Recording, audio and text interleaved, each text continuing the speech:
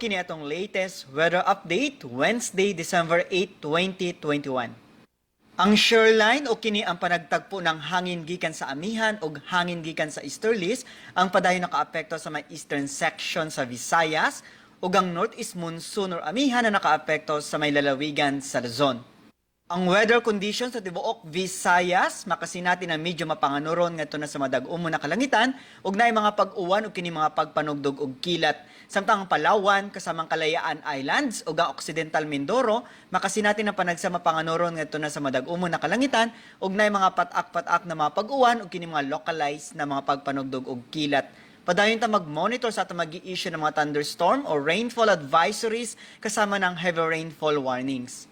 Ug para sa atong mga dugang detalye, bisita ato mga official social media accounts kini si Jomer Clarino gikan diri sa Mactan, Pag-asa Visayas, DOST, maayong adlaw.